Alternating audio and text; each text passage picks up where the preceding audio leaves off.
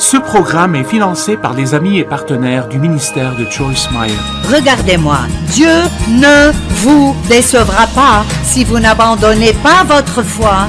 Dieu ne vous décevra pas.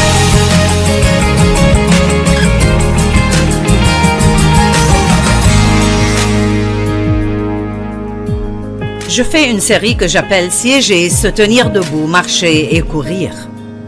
La Bible, en fait, nous dit de faire toutes les 4 de ces choses. Siéger en Christ, ce qui veut dire entrer dans le repos de Dieu. Ce genre de repos dont Peter parlait ce matin quand il nous a exhortés. Et le genre de repos que Dieu nous offre n'est pas nécessairement un repos pour nos corps, bien que ce soit très important aussi. Mais ce genre de repos est un repos pour votre âme. Vous pouvez avoir une vraiment bonne nuit de sommeil, mais si vous êtes en colère, alors vous n'êtes pas au repos. Vous pouvez aller en vacances, mais si vous êtes inquiet tout le temps, alors vous n'êtes pas au repos. Et tout doit être, ne manquez pas cela, tout doit être fait à partir d'une position de repos. Je travaille ici ce matin, mais je me repose en Dieu.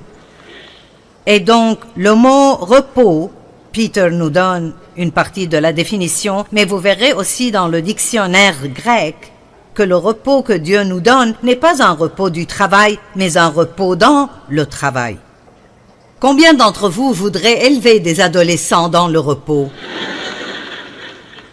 Combien d'entre vous veulent pouvoir vivre dans ce genre de monde qui devient fou, mais le faire dans le repos sans avoir à s'inquiéter et à être anxieux concernant tout? Et si Paul et Lisa, voulez-vous diriger cette église avec Joel dans le repos? Et même à l'église, il y a beaucoup de choses qui pourraient vous déranger dans une église parce que ce sont les personnes abîmées qui vont à l'église. Amen? Et donc, je pense que beaucoup de personnes reçoivent Christ et ensuite, on leur dit qu'ils doivent faire quelque chose. Ils ont un rêve ou une vision de Dieu et donc ils sont nés de nouveau depuis 2 semaines et ils veulent commencer à courir leur course pour Dieu. Mais vous ne pouvez pas faire cela si vous n'avez même pas encore appris à vous asseoir. Donc Mike, si tu peux venir ici, une image vaut 1000 mots. Je vous donnerai un exemple. Voici le pasteur de notre équipe, Mike Shepard. Donc Mike, si tu pourrais juste te coucher. Vous voyez la puissance que j'ai? Je faisais cela moi-même, mais j'ai décidé de laisser quelqu'un d'autre le faire.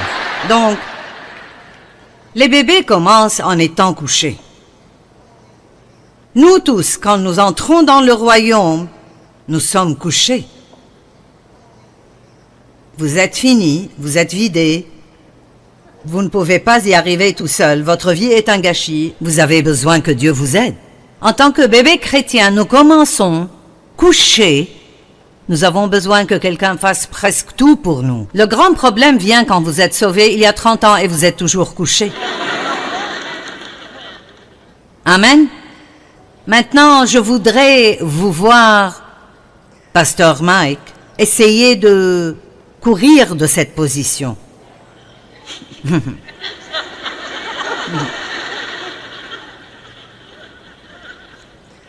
Savez-vous combien nous luttons en essayant de faire des choses avant leur temps parce que nous avons des choses qui ne marchent pas dans nos vies?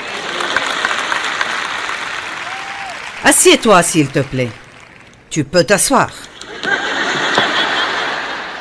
Très bien. Maintenant, nous faisons du progrès. Ceci représente savoir qui vous êtes en Christ et entrer dans le repos de Dieu. Comme par exemple une personne qui siège en Christ se moque de ce que d'autres personnes pensent d'elle. Ne serait-ce pas soulageant? Ou bien c'est le moment d'arrêter de dire oui alors que votre cœur crie non. Oui, wow, j'ai entendu un wow, vous savez. Au lieu de sentir que vous devez garder tout le monde heureux, pourquoi ne pas suivre la direction du Saint-Esprit et le laisser vous rendre heureux? D'accord. Maintenant, en tant que bébé, la première chose que nous apprenons à faire est de nous asseoir. Puis nous rampons, nous marchons et nous courons. D'accord, tu peux te lever et te tenir debout. Vous voyez, en tant que chrétiens, on nous dit de tenir ferme et nous parlerons de tenir ferme à travers toute tempête dans la vie. Mais ce que je veux dire est, vous ne pouvez pas tenir ferme sur vos jambes si vous ne savez pas comment rester assis à l'intérieur. Comprenez-vous ce que je dis? D'accord. Maintenant, marche un peu. Nous allons parler de marcher dans la deuxième séance. Maintenant, cours. D'accord. Très bien, tu peux retourner à ta place. Après que Jésus soit ressuscité, la Bible le montre toujours comme siégeant. Celui qui siège sur le trône, il monta au ciel et siégea à la droite de Dieu, le Père. Auquel des anges Dieu a-t-il dit, « Viens et siège à ma droite jusqu'à ce que je mette tes ennemis à terre sous tes pieds ». Si vous apprenez comment siéger en Christ, il mettra vos ennemis à terre sous vos pieds. La meilleure façon de combattre le diable est de rester dans le repos de Dieu. Vous m'entendez? La meilleure façon de combattre le diable est de vous accrocher à votre paix et de rester dans le repos de Dieu. Mais la bonne nouvelle est dans Éphésiens 2:6, il dit que nous siégeons avec Christ dans les lieux célestes. Je suis en train de faire un petit résumé de la nuit dernière. Donc, je suis à 2 endroits maintenant. Je suis ici sur cette plateforme, je marche un peu, mais intérieurement, je siège avec Christ dans les lieux célestes.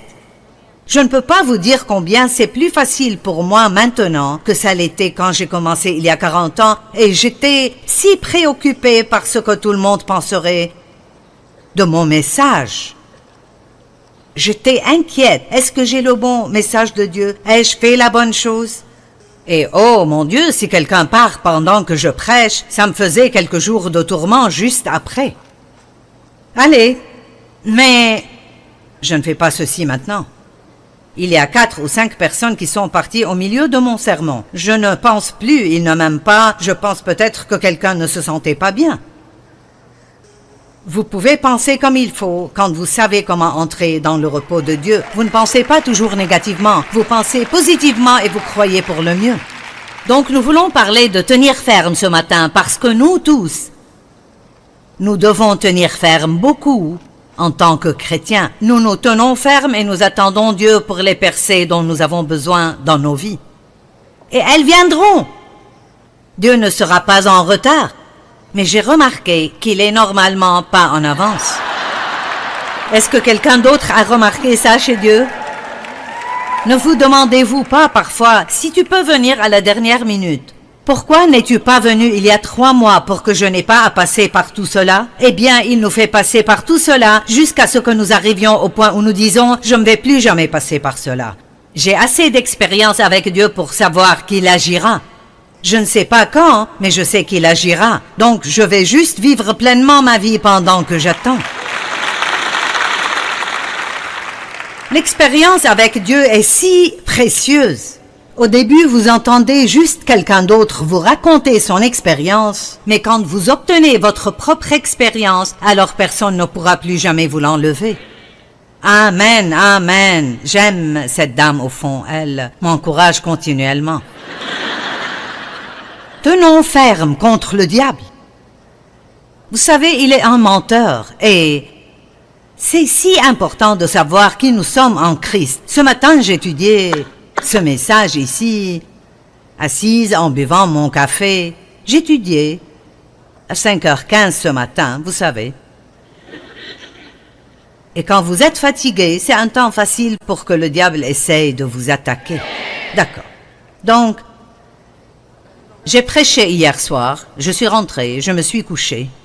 Je me suis levé ce matin et je pensais qu'il était 5 heures. Alors j'ai commencé ma routine et j'ai réalisé qu'il était 4 heures et j'ai pensé, alléluia, je peux rentrer au lit 1 heure de plus. C'était comme recevoir un grand cadeau. Mais j'étudiais et j'ai entendu Ce petit chuchotement, le diable, il est venu de nulle part. C'est fini pour toi, ta prédication n'est pas aussi bonne qu'elle l'était.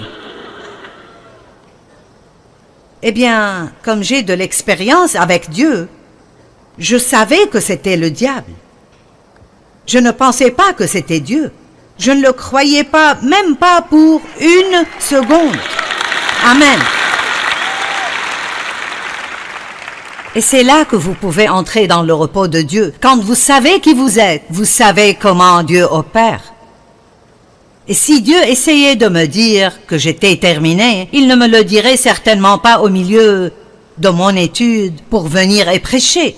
Nous devons reconnaître les mensonges de Satan parce que tellement de personnes sont trompées. Elles croient des choses qui ne sont absolument pas vraies. Mais si vous croyez quelque chose, bien que ce ne soit pas vrai, ça devient vrai pour vous. C'est votre réalité. Apprenez comment dire au diable, tu es un menteur, tais-toi. Amen. Maintenant, n'est-ce pas stupide? C'est fini pour toi. Ta prédication n'est pas aussi bonne qu'elle l'était. Mais vous savez, je pense qu'elle s'améliore tout le temps. Et je dis cela par la foi. Je ne le dis pas comme une déclaration hautaine ou fière. Mais vous devez croire et vous devez rester positif. Et vous devez croire en Dieu et avoir confiance que ce qu'il fait dans votre vie est juste. Je n'ai pas à me demander, suis-je dans la volonté de Dieu parce que je le suis? Nous nous tenons fermes et nous combattons le combat de la foi. 1 Timothée 6, 12. Combat le bon combat de la foi. Qu'est-ce que la foi? La foi est de s'appuyer complètement sur Dieu. C'est de croire ce que vous ne pouvez pas voir parce que cela a été promis dans la parole de Dieu. Mais parfois, nous devons nous battre. Et parfois, le plus grand combat que nous combattons n'est pas de combattre dans la chair, mais de combattre dans l'esprit. Comprenez-vous cela? Par exemple, vous ne pouvez pas changer la personne avec qui vous êtes marié. Maintenant, vous pouvez prier pour eux. Mais ne priez pas seulement pour que Dieu les change, priez pour que Dieu vous change aussi. Et soyez assez humble pour dire, j'ai probablement encore plus de problèmes que cette personne pour qui je prie. Allez, combattez dans l'esprit. Combattez le bon combat, le combat de la foi. 2 Timothée 4, 7 dit, j'ai combattu le bon combat, j'ai achevé la course. C'est ce que je veux faire, terminer ma course. Mes enfants n'aiment pas vraiment ça quand je dis ça, mais j'espère un peu que quand Dieu me prend, je sois en train de prêcher. Ce ne sera pas bon pour vous, mais j'aimerais cela. Ne serait-ce pas une bonne façon de partir? En faisant juste ce que vous avez été appelé à faire et ce que vous aimez faire? Vous savez, je ne veux pas de douleur non plus. J'aimerais juste être une de ces personnes qui partent sans douleur. Pour terminer notre course, nous avons besoin d'être forts. Mais rien du reste de ceci n'arrivera. Vous ne pourrez pas résister à l'ennemi, vous ne pourrez pas marcher la marche de la foi. Il y a tellement de choses que la Bible nous dit. Marcher dans l'amour, marcher dans la foi, marcher dans la paix. Vous savez, marcher comme Christ a marché. Nous avons une marche à marcher. Ce sont toutes les décisions que nous prenons dans notre vie. Mais nous ne pouvons pas les prendre à moins d'apprendre d'abord à nous asseoir, parce que quand vous commencerez à marcher, vous tomberez. Et si vous ne savez pas vous asseoir en Christ, si vous tombez, vous vous sentez condamné. Mais si vous savez qui vous êtes en Christ, vous pouvez vous lever. Vous levez et recommencer à marcher. Combien d'entre vous voudraient éviter toute la peine de la condamnation à chaque fois que vous faites quelque chose de mal? Ouh! Seigneur, aie pitié, j'ai gaspillé tant d'années à faire cela. Il y a un homme dans le chapitre 5 de Jean. Je me moque un peu de lui. Parce qu'il était allongé depuis 38 ans au même endroit et attendait que quelqu'un vienne faire quelque chose pour lui. Jean chapitre 5, 1 à 8, il dit qu'il y avait à Jérusalem une piscine appelée la piscine de Bethesda. Et donc, c'était à Bethesda. Et il y avait 5 porches là-bas. Et une fois par an, un ange viendrait remuer l'eau, et celui qui entrerait le premier dans l'eau obtiendrait un miracle. Et ainsi, ces gens malades, aveugles, boiteux, estropiés, se couchaient autour de cette piscine en attendant de voir qui obtiendrait un miracle l'année suivante. Et Jésus est passé par là, et il y avait un homme, et il lui dit, « Depuis combien de temps es-tu là » ? 38 ans. 38 ans ? Je me demande si certains d'entre vous êtes couchés depuis 38 ans, comme Mike était allongé ici. Allez, eh bien, aujourd'hui, il est temps de se lever. Eh bien, quand Jésus a commencé à lui poser des questions, et Jésus savait depuis combien de temps il était couché là. La Bible dit qu'il essayait de le choquer pour qu'il réalise cela. Et donc, peut-être que c'est un peu ce que j'essaye de faire en ce moment. Depuis combien de temps tournez-vous autour de la même montagne stupide ?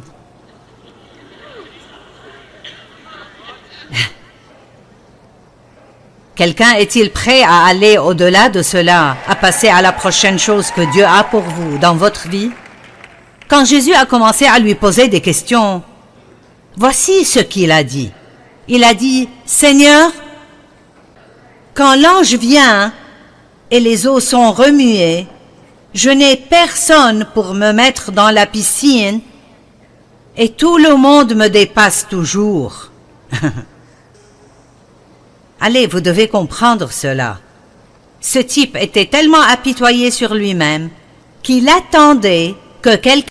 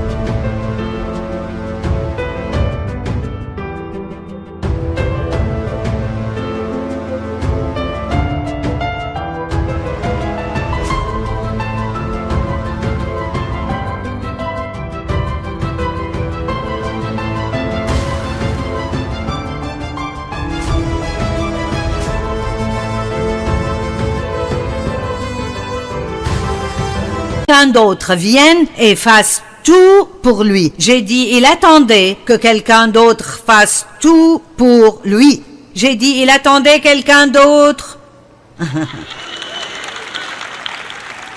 Arrêtez d'attendre que quelqu'un d'autre vous rende heureux et décidez d'être heureux. Amen. Arrêtez de vous attendre à ce que d'autres entendent de Dieu pour vous et apprenez à entendre Dieu vous-même. Quand un bébé commence à marcher, il préfère s'accrocher à quelque chose. Et nous sommes comme ça aussi. Vous avez besoin d'accessoires, vous voulez que les gens vous aident et donc, à chaque fois que vous avez des ennuis, vous appelez quelqu'un, vous devez être encouragé. Les gens doivent toujours vous encourager. Mais le moment vient où Dieu enlèvera tous ces accessoires et vous devrez affronter l'ennemi vous-même et apprendre à rester fort et puis être fort pour les autres. Cet homme était allongé là, dépendant de tout le monde.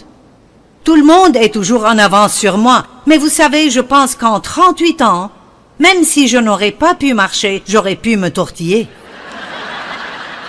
Je veux dire 38 ans, allez!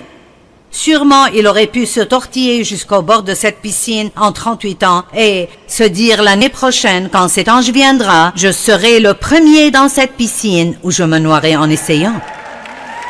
Et qu'est-ce que Jésus lui a dit? Il n'a pas dit « Oh, pauvre gars! Oh, wow, 38 ans et personne ne t'a mis dedans et tout le monde te dépasse toujours. Pas étonnant que tu sois couché toute ta vie. » Non, savez-vous ce que Jésus a dit? Lève-toi!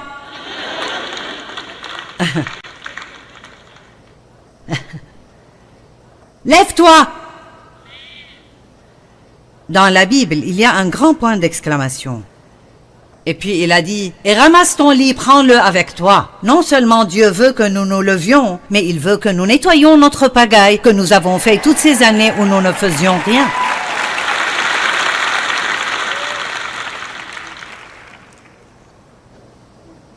Éphésiens 6 dit que, versets 12 et 13, nous n'avons pas à lutter contre la chair et le sang, mais contre les dominations, contre les autorités, contre les princes de ce monde de ténèbres, contre les esprits méchants dans les lieux célestes.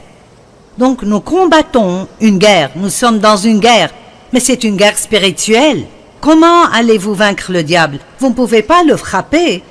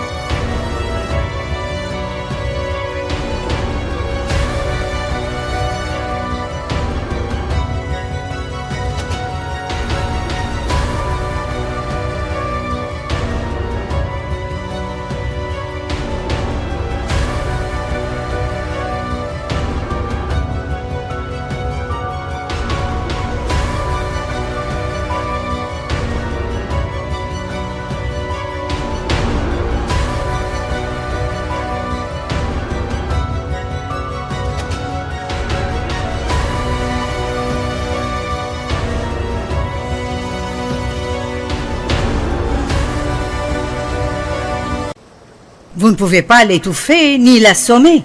Nous devons le combattre spirituellement. Le verset 13 dit « Prenez toutes les armes de Dieu afin de pouvoir résister dans le mauvais jour. » Vous n'attendez pas d'être en difficulté pour mettre l'armure de Dieu, vous la portez tout le temps. Et l'armure que Dieu nous donne, c'est une armure spirituelle. Ce n'est pas une armure comme celle qu'un chevalier porterait.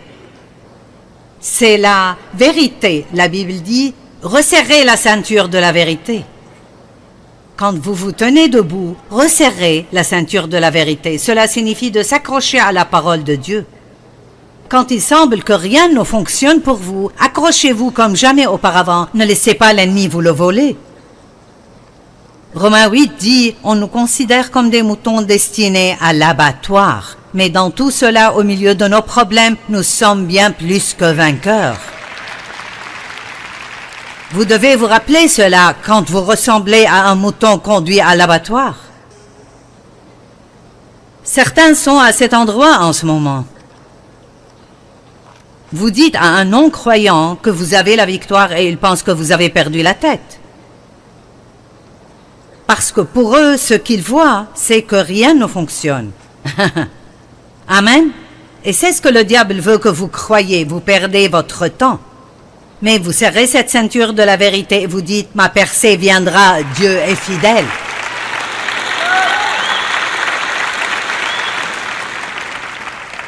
La cuirasse de la justice qui couvre votre cœur, c'est de savoir qui vous êtes en Christ. Les chaussures de la paix. Le casque du salut. Il faut que vous appreniez à penser comme un chrétien. Levez le bouclier de la foi. Il ne suffit pas de le traîner derrière vous. Quand ces flèches enflammées arrivent, vous le soulevez. C'est ce que j'ai fait quand le diable a dit « Ta prédication n'est plus aussi bonne qu'avant ». Dans l'esprit, j'ai levé mon bouclier de foi et j'ai continué mes études. Amen. Je vous dis ces choses parce que je veux que vous sachiez que peu importe depuis combien de temps vous marchez avec Dieu, l'ennemi essaiera toujours de vous mentir. C'est peut-être un peu moins fréquemment, mais...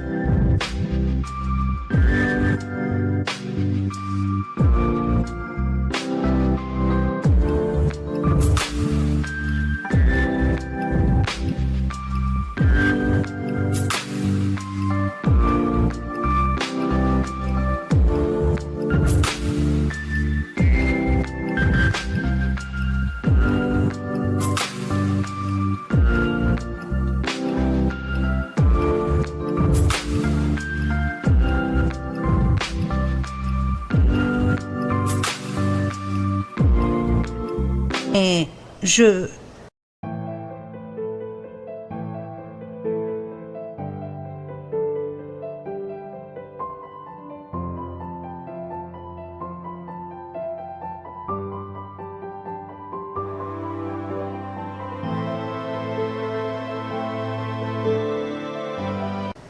Je pense à cela et je pense que c'est incroyable.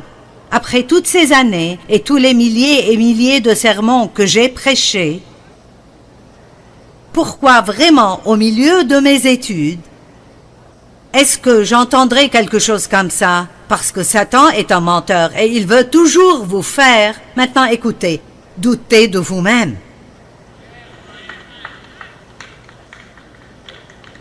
Allez, nous avons 3 personnes heureuses ici. Attention, je commence à m'enthousiasmer.